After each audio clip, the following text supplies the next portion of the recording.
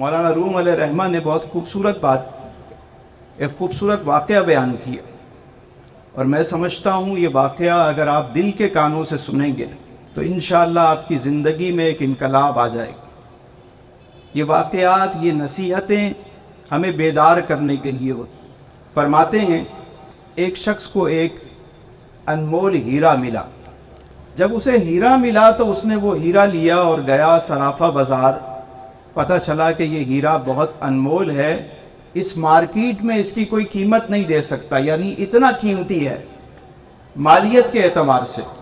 تو اس نے کہا بھائی اس کی صحیح قیمت کون دے گا؟ کہا بادشاہ سلامت کے پاس چلے جاؤ۔ وہ بادشاہ کے دربار میں آیا، جب ہیرا چیک کیا گیا تو بادشاہ کو بتایا گیا کہ یہ انمول ہیرا ہے۔ بادشاہ سلامت، آپ اگر تخت و تاج بھی دے دیں گے تو اس کی قیمت ادا نہیں ہوگی۔ بادشاہ نے کہا لیکن مجھے تو کسی قیمت پہ چاہیے یہ۔ وزیر نے کہا کہ بادشاہ سلامت یہ کام آپ مجھ پہ چھوڑ دیں، ایک رات کی مہلت دیں، یہ کام مجھ پہ چھوڑ دیں۔ اس شخص کے پاس وزیر آیا اور کہا کہ ہیرا ہمیں دے دو، اور بدلے میں ہم تمہیں یہ آفر کرتے ہیں کہ صبح جب تم محل میں آؤ گے تو محل کے سارے دروازے تمہارے لیے کھلے ہوئے ہوں گے، تم جس دروازے سے چاہو داخل ہو جاؤ اور جو چاہو یہاں سے لے جاؤ، تمہیں کوئی روک ٹوک، کہیے تمہیں کوئی روک ٹوک کوئی نہیں روکے گا، تمہیں جو چاہو یہاں سے لے جاؤ، سارا دن لے جاتے رہو، کوئی منع نہیں۔ مگر ایک بات کا خیال رکھنا، جب سورج غروب ہوگا تو یہاں سے تمہیں ایک تنکا بھی لے جانے ہم نہیں دیں۔ ڈیل ہو گئی، ہیرا اس شخص نے دیا، وہ چلا گیا۔ اب ساری رات وہ کروٹیں بدلتا رہا کہ کب صبح ہو، کبھی اس پل کبھی اس پل، اسے چین نہ آئے، رات کٹے تو کیسے کٹے۔ ساری رات اسے یہی خیال آتا رہا کہ جلدی سے صبح ہو اور میں محل میں داخل ہوں۔ آہستہ آہستہ رات کٹتی چلی گئی اور صبح ہو گئی۔ اب جیسے ہی صبح ہوئی اس نے دوڑ لگا دی، جا کے کیا دیکھتا ہے کہ محل کے دروازے کھلے ہوئے ہیں۔ وہ اندر داخل ہو گیا۔ اب جب ایک ہال میں وہ پہنچا تو اس نے کیا دیکھا کہ وہاں پر طرح طرح کے لباس ٹنگے ہوئے ہیں، مختلف اقسام کے لباس ہیں، پوشاکیں ہیں۔ اس نے کہا ابھی تو صبح کا وقت ہے، پہلے ذرا کپڑے نہ بدل لیے جائیں، ذرا چیک کیا جائے۔ مختلف لباس اس نے پہنے اتارے، پہنے اتارے، کبھی پہن کے شیشے کے سامنے کھڑا ہو جاتا، کہتا شہزادہ معلوم ہو رہا ہوں۔ مختلف طریقے سے وہ کپڑے پہنتا رہا، بالآخر اسے ایک لباس پسند آیا، اس نے زیب تن کیا، سر پہ تاج پہنا۔ آگے گیا تو کیا دیکھتا ہے کہ دوسرے ہال میں مختلف اقسام کے کھانے چنے ہوئے ہیں، طرح طرح کے کھانے ہیں۔ اب رات بھر کا کوئی شخص بھوکا ہو، سامنے کھانا بھی ہو تو کیا کرے گا وہ؟ اس نے کہا ابھی تو صبح کا وقت ہے بھائی، پہلے کھانا کھاتے ہیں، بعد میں دیکھیں گے، سامان اٹھانے کے لیے سارا دن ہے، چلو ذرا کھانا کھائیں۔ اب شاہی کھانے ہیں، کبھی اس پہ کھانے پہ ہاتھ صاف کرتا ہے، کبھی وہاں پہ کبھی وہاں پہ۔ سیر ہو کے اس نے کھا لیا تو آگے گیا تو کیا دیکھتا ہے کہ شاہی بستر لگا ہوا ہے اور غلام جو ہے وہ پنکھے لے کے کھڑے ہوئے ہیں۔ اس نے سوچا کہ یار ابھی تو صبح کا وقت ہے، ایسی بھی جلدی کیا ہے، تھوڑا سستانہ لیا جائے، تھوڑا آرام کیا جائے۔ اب وہ شاہی بستر کے مزے لینے لگا، سو گیا۔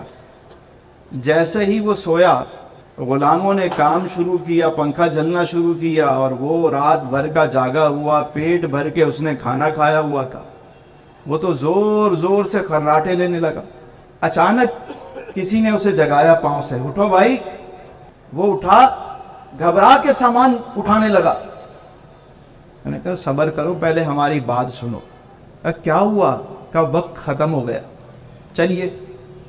اس نے کہا ابھی تک تو میں نے کچھ بھی نہیں لیا، کوئی شے نہیں اٹھائی یہاں سے۔ میں نے کہا بھائی اب وہ مرضی آپ کی تھی، ہم نے تو پورا موقع دیا آپ کو، آپ کو بھیجا گیا، آپ کو بتایا گیا، آپ کو اختیار دیا گیا، آپ کو سمجھایا گیا، کہا نہیں لیکن میں نے تو سونے میں ضائع کر دیا وقت. وہ تمہاری مرضی تھی. وہ زبردستی اٹھانے لگا, انہوں نے اس کو پکڑا اور اٹھا کے محل کے باہر پھینک دیا. مولانا روم علیہ رحمہ فرماتے ہیں کہ یہ واقعہ اور ہماری لائف, اس میں کتنی مماثلت ہے. یعنی آج ہمیں پتہ ہے کہ ہمیں یہاں پر بھیجا گیا ہے ایک مقصد کے لیے, اور عنقریب وہ مقصد کسی بھی وقت پورا ہو جائے گا, ٹائم ختم ہو جائے گا. تو ہمارا تو حال یہ ہے کہ ہم نے سونے میں, کھانے میں, یار برگر کہاں کا اچھا ہے, اب بریانی کہاں کی اچھی ہے. ہمارے طلبہ بھائی کو ساری کراچی کی بریانیاں بھی پتہ ہے کہاں پہ ملتی.